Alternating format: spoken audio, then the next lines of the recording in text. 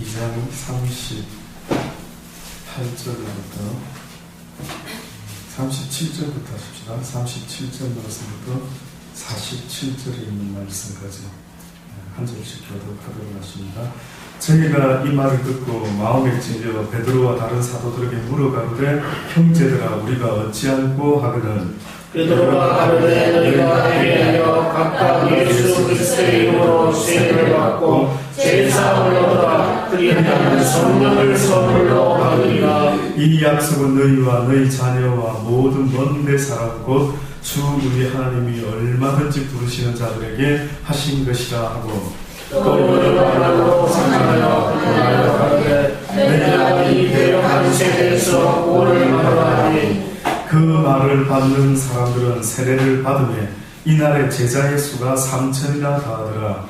제자들에게 말씀을 받아 서로 교제하며 떡을 떼며 기도하기를 전혀 힘쓰라. 사람마다 이루어하는데 사도들을 위하여 기사와 표적이 많이 나타나니 믿는 사람이 다 함께 있어 모든 물건을 서로 공유하고 또 재산과 소유를 팔아 각 사람의 필요를 따라 나누어 주고 날마다 마음을 같이하여 성전에 모이기를 힘쓰고 집에서 떡을 떼며 기쁨과 순전한 마음으로 음식을 먹고 다 같이 건강합니다. 하나님을 찬양하며 또 백성에게 찬송을 받으니 주께서 구원받는 사람을 날마다 더하게 하시리라. 아멘. 이는 하나님의 말씀입니다.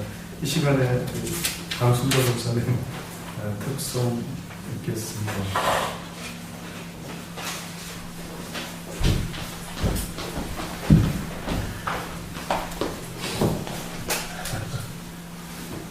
목사님이 반주하십니까? 예, 제가 강순도를 마이크 쳐. 반주자가 출타 중에 문제였어. 저랑 한번 키보드가 이제 지난주에 주중에 전화기가 생겼습니다. 그래서 대회 오신 분들은 이 소리를 듣지 못하고 가실 것 같아서 한번 특성할 때 들려드리겠습니다.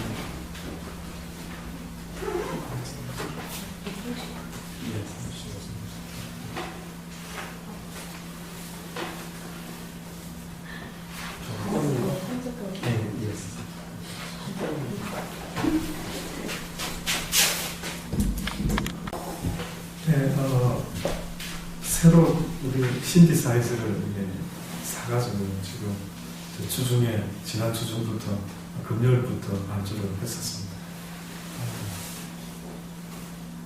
오늘 이렇게 멋지게 선보이려고 했는데 이 페달이 지금 보니까 페달이 먹지가 왜 그런지 모르겠습니다.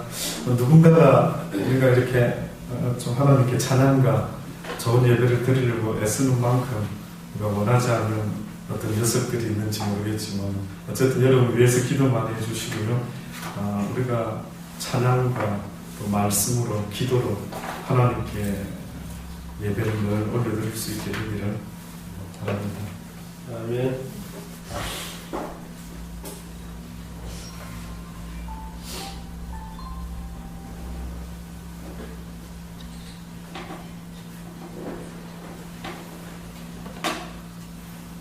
성경에서 예수님도 그러셨고 세례 요한도 또한 광야에서 그렇게 외쳤습니다.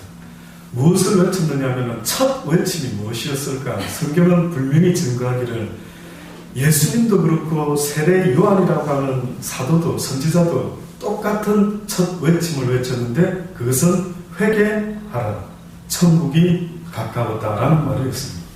그러니 어떤 면에서 하나님이 우리에게 가장 해주고 싶은 말씀과 그리고 가장 지적해주고 싶은 것이 있다고 한다면 지금 너희들이 살아가는 그 삶의 모습으로 계속 살아서는 안 된다라고 하는 것을 한마디로 회개하라고 그렇게 이야기를 하고 있는 것입니다. 오늘 본문의 말씀도 베드로가 예수 그리스도께서 무엇 때문에 십자가에 달릴 수밖에 없었는 줄 아느냐? 하나님의 아들이 무엇 때문에 십자가의 인간의 손에 의해서 죽을 수밖에 없었는지 너희 혹시 아느냐라고 하면서 무엇을 이야기했느냐면 너희가 회개하지 않는 그 죄 때문에 예수 그리스도라는 하나님의 아들이 십자가에 달려 죽게 되셨다라고 엄히 경고를 하고 있었더랬습니다. 그랬더니만 이 성령의 오순절 사건 이후에 베드로의 첫 설교를 들었던 수많은 사람들이 그 가슴에 찔림을 받기 시작했던 것입니다. 그렇습니다. 성령의 역사가 무엇일까요? 라고 할 때에 많은 사람들이 제자들에게 아주 놀라운 능력이, 놀라운 방언이, 놀라운 권세가 나타나는 것이 성령의 역사 아닙니까? 라고 말할 수 있지만, 그러나 그 성령의 역사는 사실은 제자들을 통해서 하시고자 하는 또 다른 목적이 있었다는 사실을 잊지 마셔야 됩니다. 성령이 임하면 우리가 흔히 생각할 때 방언을 말하고 방언 찬양을 하고 꿈을 꾸고 환상을 본다라고 그렇게 이야기할 수 있겠지만, 그러나 실질적인 성령의 목적은 그것이 아닌 것입니다. 성령의 목적은 세례 베드로를 통해서 수많은 사람들에게 그의 심령에 무엇을 전해주기를 원했던 것입니까? 하나님의 말씀을 통해서 그들에게 찔림을 받게 하여 그들로 하여금 하나님께 회개할 수 있도록끔 성령께서 역사를 했다라는 사실을 결코 간과해서는 안 됩니다. 그게 성령의 역사라고요. 성령의 역사, 성령이 충만한 교회, 성령이 함께하는 하나님의 사람들 무슨 의미가 있습니까? 라고 물어볼 때 그것은 그들을 통해서 어떻게 보면 회개의 역사를 이루어내는 것, 이것이 바로 성령 역사다라고 초대교회 사도들의 삶을 통하여 우리에게 보여주고 있는 것입니다. 베드로가 가로되 너희가 회개하여 각각 예수 그리스도의 이름으로 세례를 받고 죄 사함을 얻으라는 것입니다. 죄 사함을 받아라고 하는 것입니다. 결국은 누가 죄 사함을 받을 수 있느냐면 나의 죄를 고백하고 회개를 하는 그 사람이 결국은 죄 사함을 얻게 된다라고 말씀하고 있는 것입니다. 우리도 자식을 키우다가 자식이 말을 안 들 때 너 왜 이랬어? 명근아, 소영아, 태진아, 경리가 계속 우리가 아이들을 키울 때 그러죠. 그런데 아이들이 엄마 잘못했어요 라고 시인하고 회개를 하면은 용서됩니까? 안 됩니까? 용서되죠. 물론 독한 엄마들은 용서 안 할 수도 있겠지만, 그러나 보통 엄마들은 용서를 하는 것입니다. 왜? 용서를 구하고 이제 회개를 하기 때문입니다. 그런데 회개하지 않으면 용서를 얻을 수 있을까요? 없을까요? 그것은 용서를 얻을 수가 없는 것입니다. 그래서 베드로는 그들에게 무엇을 말했느냐면 회개하여 각각 예수 그리스도의 이름으로 세례를 받고 죄 사함을 얻으라. 그리하면 성령을 선물로 받으리라. 성경에서는 성령의 이야기를 몇 가지로 조금 다르게 적용을 하고 있습니다. 첫째는 세례 요한은 뭐라고 이야기를 했느냐면 나는 너희들에게 물로 세례를 주지만 내 뒤에 오시는 이는 성령으로 너희들에게 세례를 줄 것이다 라고 이야기했습니다. 과연 물 세례, 나는 너희들에게 물로 세례를 준다라고 할 때 그 의미가 무엇일까? 성경에서는 이 물 세례를 이야기할 때에 어떤 비유를 쓰고 있느냐면 이스라엘 백성들이 애굽에서 종살이를 하다가 그들이 물 가운데 지나가서 살아났던 것처럼, 그들이 홍해를 건너서 살아났던 것처럼 세례의 이야기를 할 때에, 물 세례의 이야기할 때 그 비유를 쓰는 부분이 있습니다. 이스라엘 백성들이 애굽에서 종살이하다가 드디어 해방이 되어서 홍해 가운데 가로질러 나가서 그들이 약속의 땅을 향하기 시작했다라고 했을 때에 그 성경의 의미가 무엇을 말하는가라고 했을 때 신약에서는 그것이 바로 세례의 의미다. 그것이 바로 물 세례의 의미다. 다시 말하면 이제는 종살이, 죄의 종노릇하는 삶에서 이제는 벗어나 너희들이 자유하는 자의 모습으로 하나님을 섬기는 믿음의 사람이 되어가는 것을 성경이 알려주고 있는 것입니다. 그러니 물세례라고 하는 어떤 상징적인 의미가 있다는 것은 이제까지 내가 하나님의 말씀대로 살지 못했지만 이제는 그 말씀을 깨닫고 이제는 주의 말씀대로 내가 살아가기를 원합니다라고 결심하고 그 말씀대로 살 것을 결심하는 그 상징이 바로 물세례라고 하는 것으로 나타났던 것입니다. 그런데 물 세례는 받았습니다. 예, 목사님, 이제 세례 받았으니까 제가 절대 나쁜 짓 하지 않고 하나님의 말씀대로 착하게 살기를 원합니다 라고는 하지만은, 여러분 늘 저는 말씀드립니다만은 내 결심대로 되든가요, 되지 않든가요? 되지 않습니다. 이상하게도 내 결심대로 이제는 내가 죄를 알고 이제 나쁜 것을 알았는데 이상하게 그렇게 하지 못하고 있는 내 모습을 봤을 때에 도대체 내가 어떻게 하면 좋지? 라는 생각을 하게 되는 순간 성경은 우리에게 무엇을 말씀했느냐면, 세례요한이 나는 너희들에게 물로 세례를 주지만 내 뒤에 오시는 이는 무엇으로 세례를 준다고요? 성령으로 세례를 줍니다. 어느 날 부자 청년이요, 예수님께 나옵니다. 선한 선생님, 내가 어떻게 하여야 영생을 얻으리까? 네가 어떻게 배웠느냐? 그 배운 대로 가서 그렇게 살아라 라고 이야기합니다. 그랬더니만 그 청년이 나는 다 지켜 행하고 있습니다 라고 이야기하는 거예요. 네가 진짜 다 지켜 행한다고 생각하느냐? 예, 저는 말씀대로 다 지켜 행하고 살아가고 있는 것 같은데요 라고 했을 때 뜻밖의 예수님이 뭐라고 말씀합니까? 네 가진 모든 재물을 다 팔아서 가난한 자들에게 나누어 주고 나를 따르라. 그랬더니만 이 부자 청년이 재물이 많은 거로 심히 근심하면서 돌아갔더라라고 성경이 말하고 있습니다. 그때의 그 이야기를 듣고 있던 옆에 제자들이요, 예수님, 누가 그것을 할 수 있죠? 아니, 어떻게 자기의 재물을 자기 것으로 여기지 않고 어떻게 내 이웃을 위하여, 가난한 자들을 위하여 나의 재물을 조금도 내 것으로 여기지 않냐고 그들에게 나눠줄 수 있는 그 마음을 세상 누가 가질 수가 있겠습니까? 왔다, 예수님 너무 힘든 걸 요구하시네요 라고 했을 때 성경이 무엇이라고 정확하게 말을 했느냐면, 뭐라고 말했습니까? 사람으로는 할 수 없으되 하나님으로는 모든 것을 다 하실 수가 있느니라. 아멘. 그 말은 다시 말하면 뭔지 아십니까? 하나님이 주시는 그 보혜사 성령을 통해서는 무엇이든지 할 수가 있다라고 말씀하고 있는 거예요. 그러니 오늘 읽었던 본문에 보니까요, 그들이 회개하고 깨달아가지고 베드로에게 어찌하면 좋을꼬 어찌하면 좋을꼬라고 나서 그들이 세례를 받지 않습니까? 그 이후에 그들의 수가, 제자의 수가 3,000이나 더하더라라고 이야기를 하시면서, 저희가 사도의 가르침을 받아 서로 교제하며 떡을 떼며 기도하기를 전혀 힘쓰더라라고 말합니다. 사람마다 두려워하는데 사도들로 인하여 기사와 표적이 많이 나타나는데, 믿는 사람이 다 함께 있어 모든 물건을 서로 통용하고 또 제 재산과 소유를 팔아 각 사람의 필요를 따라 나누어 주고, 날마다 마음을 같이하며 성전에 모이기를 힘쓰고 집에서 떡을 떼며 기쁨과 순전한 마음으로 음식을 먹고 하나님을 찬미하며 또 온 백성에게 칭송을 받으니 주께서 구원받는 사람을 날마다 더하게 하시니라.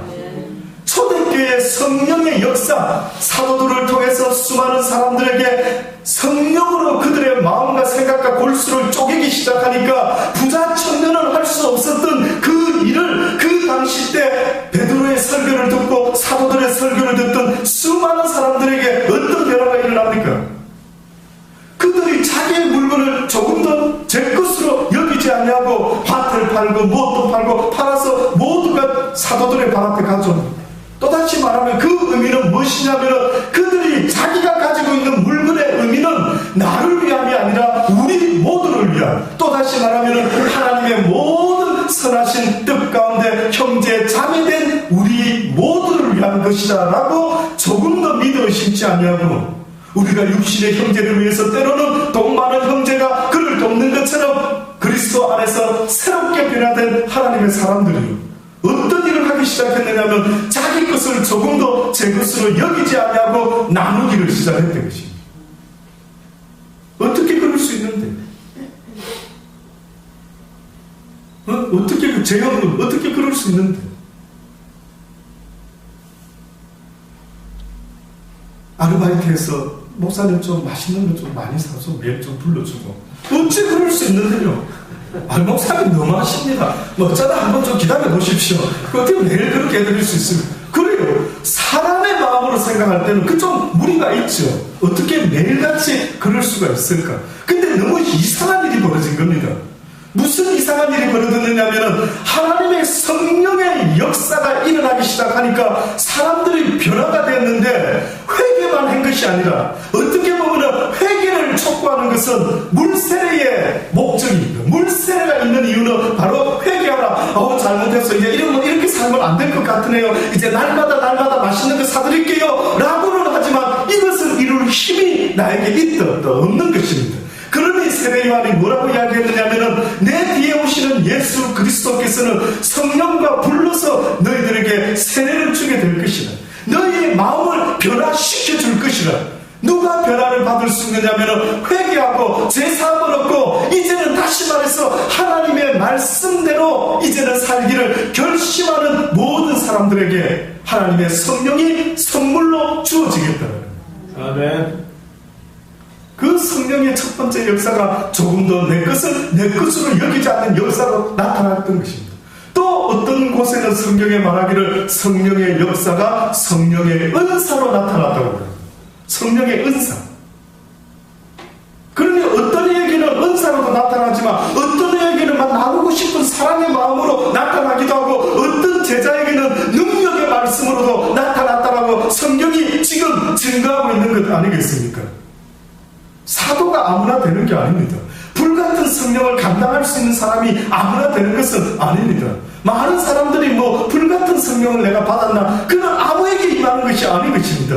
예수님이 그의 제자들을 데리고 3년 반이나 하나님의 복음을 가르치신 이후에 예루살렘을 떠나지 말고 내가 내게 약속한 그 성령이 임할 때까지 너희가 기다리고 있으라고 했을 때 그 말씀까지도 순종하고 기다렸던 제자들에게 임했던 성령이 불같은 성령이었던, 그 성령은 그냥 방언 웃다 땄다 하는 방언을 한 게 아닙니다. 그 사랑은 사도들로 하여금 배우지도 않은, 그 당시 때는 랭귀지 스쿨도 없었는데 그들이 어느 날 전혀 배우지 아니한 언어를 사용하면서 예수 그리스도를 땅끝까지 전파하고 있는 그 놀라운 일이 벌어졌던 초대교회의 불같은 성령의 역사라는 게 바로 그런 역사였던. 그러나 어떤 면에서는 그 성령을 가진 사도들이 하려고 했던 그 성령의 역사가 무엇이었을까 볼 때는 모든 이로 하여금 할 수만 있다면 회개를 시키는 것입니다. 참 그게 가장 중요합니다.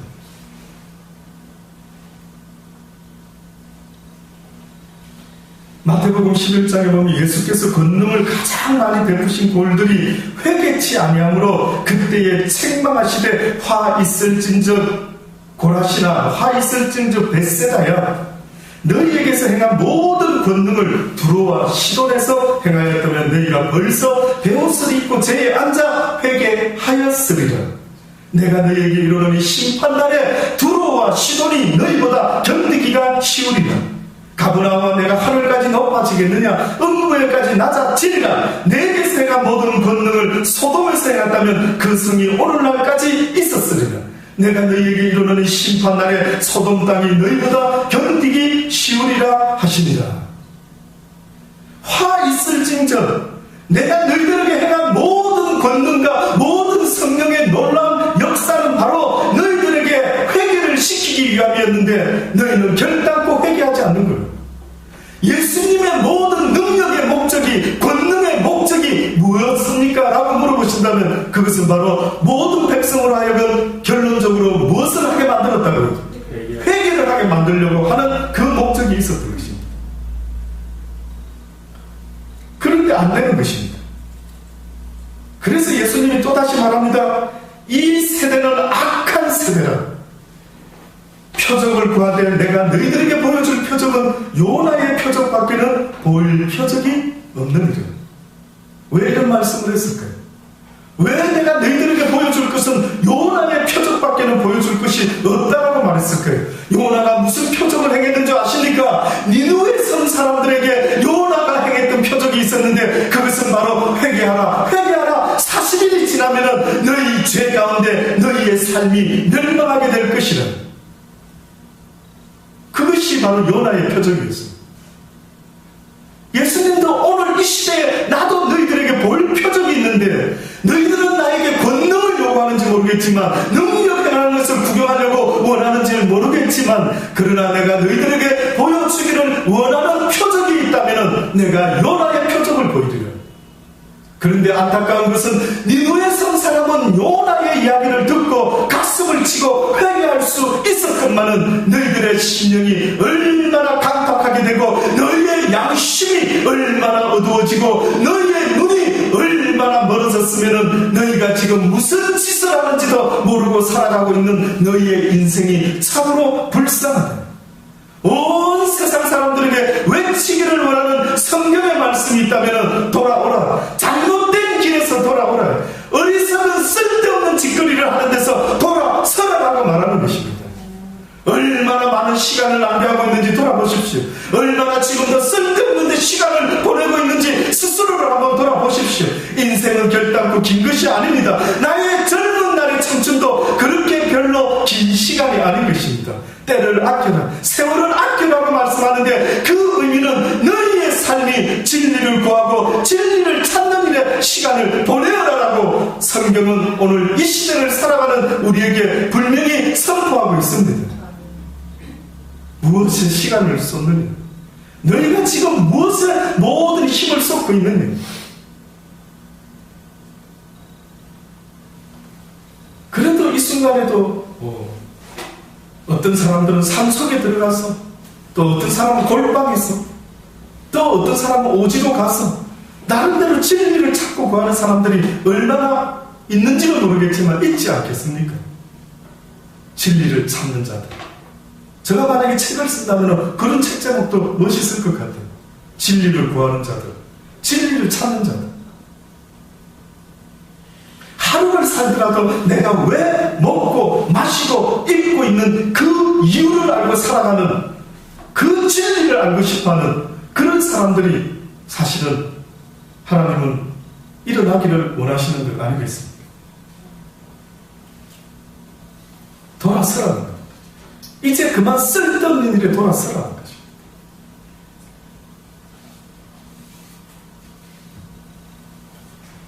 또 회개치 않는 그들을 향해서 얼마나 많이 설교하셨는지 모릅니다. 예수님이 누가복음 13장을 통해서 그때 마침 두 사람이 와서 빌라도가 어떤 갈릴리 사람의 피를 저희의 제물에 섞은 일로 예수께 구하니, 또다시 말하면은 어느 날 빌라도가 갈릴리 사람을 갖다가 죽인 모양입니다. 그 어떤 이유를 가지고 죽였던 모양인데 그 이야기를 이제 예수님께 보고합니다. 이런 희한하고 나쁜 일이 생겼습니다.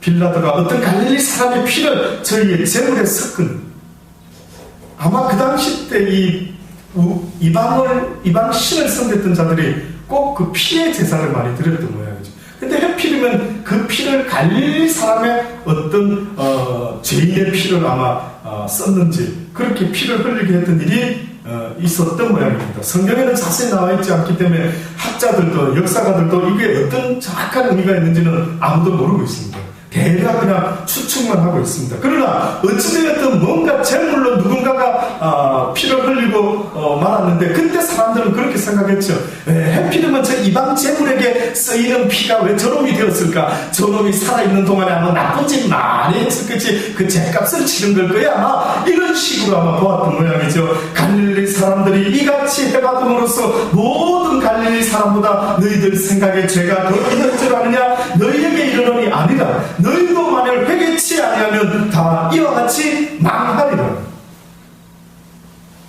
실로암에서 망대가 무너져서 치여 죽은 18사람이 예루살렘에 거한 모든 사람보다 죄가 더 있는 줄 아느냐? 너희에게 이르노니 아니라 너희도 만일 회개치 아니하면 다 이와 같이 망하리라. 회개해라는 것입니다.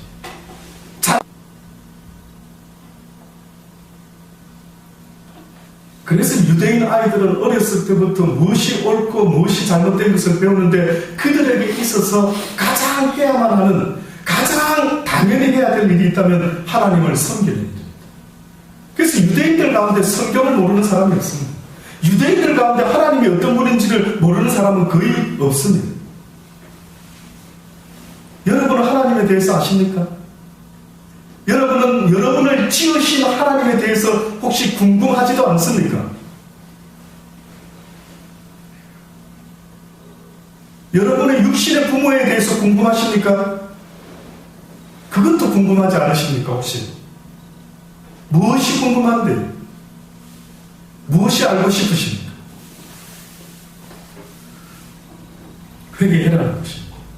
하나님을 향하지 못하는 모든 삶의 모습, 하나님을 아는 지식을 가지지 못하고 있는 너의 삶의 모습, 회개해라는 것입니다. 많은 이 시대의 젊은 청춘들 보면은요, 우리 시대보다 그렇게 좋은 시대가 아닌 것 같습니다. 얼마나 유혹하는 게 많은지. 게임도 재밌지요. 뭐 자전거 타는 거, 또 무슨 보드 타는 거, 또 자전거 같이 비슷하게 이렇게 뭡니까? 키보드입니까? 이거 발로 이렇게 밀면서 다니는 거 있지 않습니까? 킥보드입니까? 손으로 손잡이도 있고 한 것도 있지 않습니까? 한국이라는 건가요? 호주. 왜 아이들 탈 때에 싱싱합니까, 여기서는? 킥보드입니다. 예. 놀거리가 너무 많지 않습니까? 재미난 게. 또 우리 아이들은 어렸을 때부터 볼거리도 많고, 핸드폰 가지고 온갖 걸 다 하잖아요. 게임도 하고.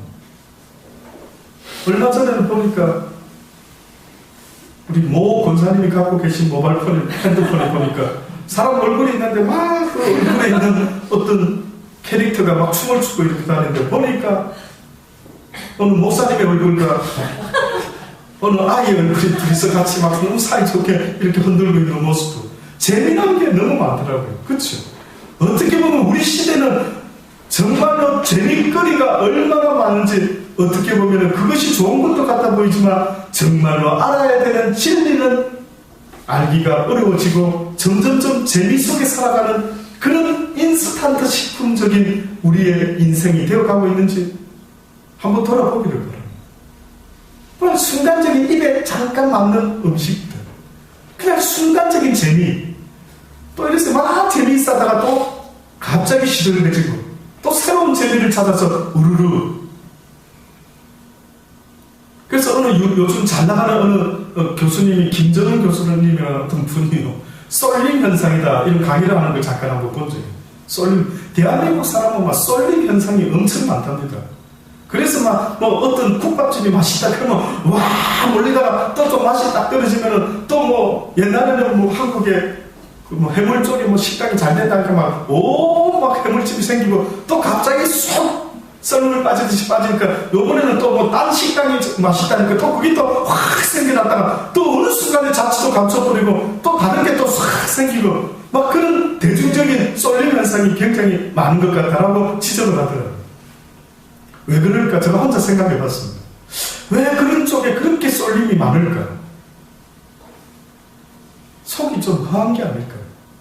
우리 영혼이 좀 허한 게 아닌가? 뭔가스로 좀 만족하고 싶은데 그 만족을 찾지 못하다 보니까 그저 겨우 인스턴트 식품 같은 그러한 것에 한번 쑥 마음을 둬봤다가 이게 아니구나 또 쑥 마음이 빠져나가고 또 이렇게 한가 혹시 이건가? 혹시 저건가? 내 인생에 좀 나를 기쁘게 해줄 수 있는 게 이걸까 저걸까라고 쫓아다니고 있는 우리의 모습이 아닐까라는 생각이 사실은 들더라고요. 그들에게 전도의 문이 열어졌으면 좋겠다라는 생각이 드는 것입니다. 비록 내가 말이 어두라고 표현력이 둔하다 할지라도 그들에게 이 살아있는 하나님의 말씀을 증거해 줄 수만 있다면 그들이 그렇게 목말라 하지 않을 테인데 우리의 인생은 육신의 것으로 만족할 수가 없게끔 지음을 받았습니다. 우리는 세상보다 더 위대하게 지음을 받았기 때문에 세상이 우리를 위해 존재하는 것이지 우리가 세상을 위하여 존재하는 존재가 아니기 때문에 세상의 것으로는 내 영혼이 만족할 수가 없다고 성경이 말씀하고 있지 않습니까? 내가 이 세상을 창조한 것은 바로 너희를 위함이라. 아담과 하와를 만주기 위해서 온 세상을 다 만드신 하나님께서 맨 마지막에 인간 아담과 하와를 창조하였다라고 성경이 말씀하시면서 아담과 하와야 네가 이 땅에 있는 모든 것을 다스리고 모든 것을 누리고 모든 것을 주관하는 자가 될지어다라고 하나님이 그들에게 축복을 선포해 주셨던 것입니다. 그러니 세상은 우리의 영혼을 만족시켜 줄 수 있는 대상이 아니라 우리가 다스리고 정복하고 취해야 될 대상이다라고 성경이 우리에게 진리를 말씀해 주고 있습니다. 아멘. 그런데 사람들이 그걸 모르는 것 같습니다. 인간이라는 존재는 육과 혼과 영이라는 것이 있습니다.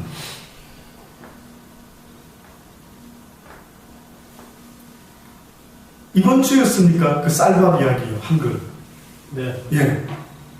우리 교회 홈페이지에다가 그 조사해놓은 걸 동영상을 올려놨습니다. 혹시 시간 되시면 한번 꼭 보시기를 권면해드립니다.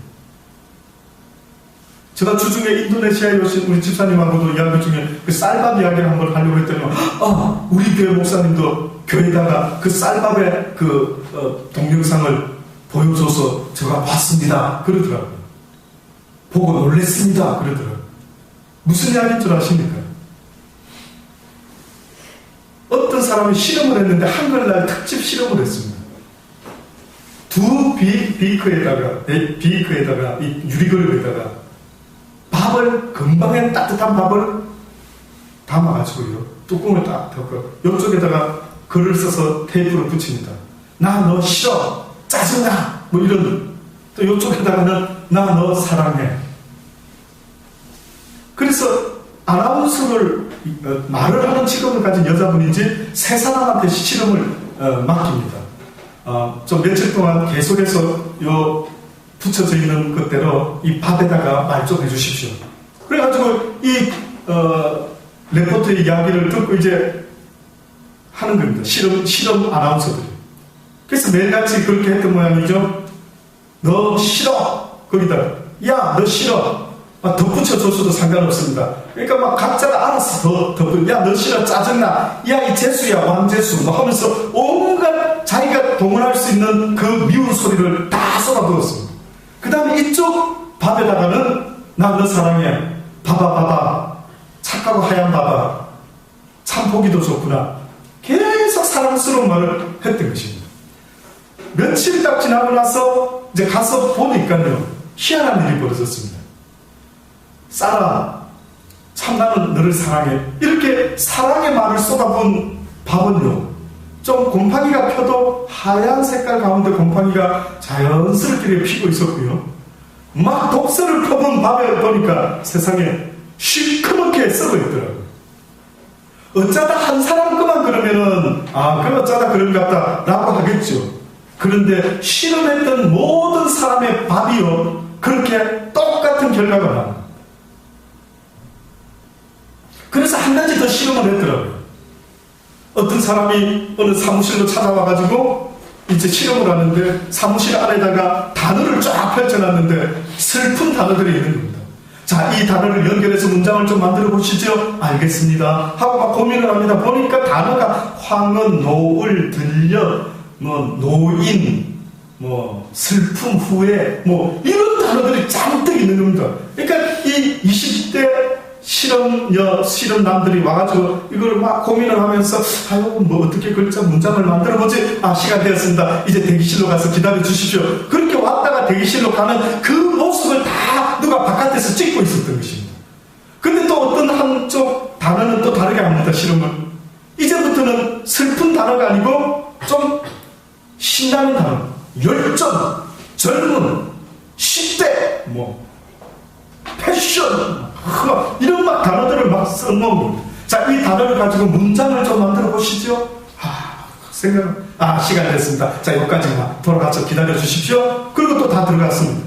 그런데 이것을 누가 무엇을 조사했느냐면, 로비의 문에 싹 들어서는 순간부터 그 사무실에 들어가는 그 실험남들의 걸음걸이의 속도를 다 조사를 해요. 그러니까 보통 보니까 한 2분 몇 초 정도가 걸렸습니다.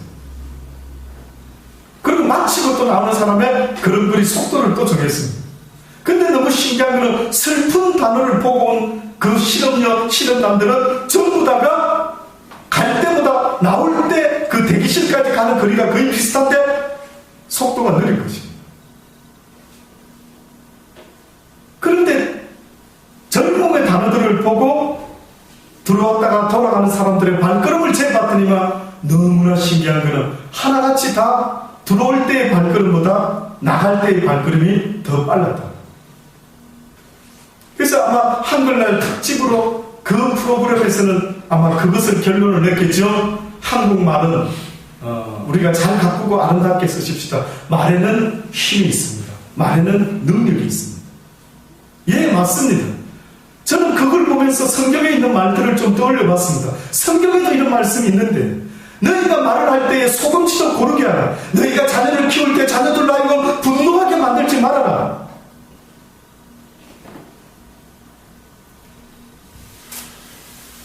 말이라고 하는 것은 얼마나 큰 권세가 있는지 하나님께서는요, 듣기는 속히 하더라도 말할 때는 더디하라. 입술에 파수꾼을 세우라고까지 말하는 것에 주의를 줬습니다. 쌀밥이 기가 있어서 들었을까요? 여러분 생각이 어때요? 목사님 놀랍네요. 뭐가 그래 놀라운데요? 저는 쌀밥에 기가 있는 줄 몰랐습니다. 어째 그놈들이 그걸 다 듣고 있었을까요? 자기 싫어한다라는 소리를. 맞습니까? 쌀밥에 기가 있는 것이 아니라 그 말을 한 사람의 말이 힘이 있었던 것이죠. 말이 권세가 있었던 것이죠. 그래서 지난 금요일날 우리 오셨던 분들한테 그렇게 말을 한번 권면을 드렸죠. 우리 자녀를 키울 때에 우리도 모르게 때로는 야단치고 막 그냥 말을 할 때가 얼마나 많이 있는지 모릅니다. 저도 이상하게 어렸을 때 내가 무슨 소리를 부모로부터 듣고 자랐을까 봤을 때 주로 저희 아버님은 아무 말씀 없었지만 저희 모친이 했던 이야기들이 떠오르는데, 얼핏 보면 그 이야기 모든 것이 어떤 면에서 굉장히 세상적이고 부정적인 이야기들이 은근히 많이 있었거든요. 은근히. 그래서 이야기를 드렸습니다.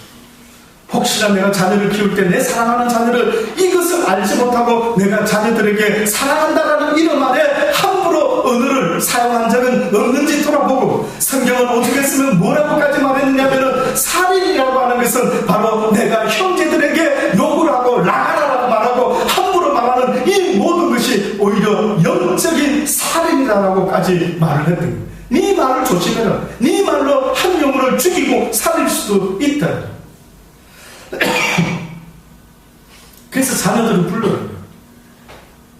그래서 엄마 아빠가 혹시나 너희들에게 잘못한 것이 있으면, 너희들 자랄 때 혹시 마음에 그냥 너무 상처가 되어가지고 혹시나 가슴이 아팠던 그런 기억이 아직도 남아있다면 엄마 아빠를 용서하라. 한번 시도해봐라 했습니다. 물론 못된 아들들은 온갖 걸 다 끄잡아내가지고 마음껏 화를 쏟아내겠지만, 그러나 그런 모습 속에서 우리 엄마 아빠가 나한테 어떻게 용서를 구하지? 나도 앞으로 살아가면서 사람들에게 함부로 말해서는 안 되겠고 하는 깨달음을 가질 수만 있다면 참으로 복된 게 아니겠습니까? 그러니 우리의 말이 어떤 면에서는 하나님 앞에서 진리의 말을 선포하는 복된 입술이 말이 되기를 주의 이름으로 권면해 드립니다. 여러분의 입에서 나오는 말들이 이제는 부정적이지 아니하고 하나님의 진리의 말씀을 선포할 수 있는, 하나님을 찬양하기에 합당한 입술인 것처럼 모든 사람을 대하여 고르게 소금치듯 하나님의 온유함과 인자심과 겸손한 모습으로 모든 일을 사랑으로 대할 수 있는 자가 있다면 온 세상을 변화시키고도 남을 수 있다고 저는 믿습니다. 저는 사람을 변화시킬 수 있는 힘이 뭘까요? 라고 할 때 호통을 치고 야단을 치고 선과 악으로 분별하면서 혼을 내는 것이 세상을 변화시킬 수 있는 유일한 길이 아니라고 저는 생각합니다. 옳고 그름이 선악을 분별하는 것이 세상을, 모든 사람을 선한 사람으로 바꾸어낼 수 있는 기준이 되는 것이 아니라 사랑의 말이, 선한 말이, 용서의 말이, 긍휼의 말이 온 세상을, 내 자식을, 내 남편을, 내 아내를, 내 엄마를 변화시킬 수 있는 유일한 길이라고 저는 믿습니다. 저는 여러분으로 인하여 하나님이 기뻐하는 놀라운 삶의 역사가 일어나기를 원하는데, 바로 여러분의 입에서 나오는 모든 이야기들이 모든 사람이 듣고 회개하며 모든 사람이 사람이 듣고 자신을 돌아볼 수 있는 그런 사랑의 모습으로 그들에게 자신의 속모습을 비춰줄 수 있는 그런 빛과 소금의 모습의 삶을 살아갈 수 있게 되기를 간절히 바랍니다. 기도하십시오. 예, 하나님, 그렇습니다. 회개하라고 계속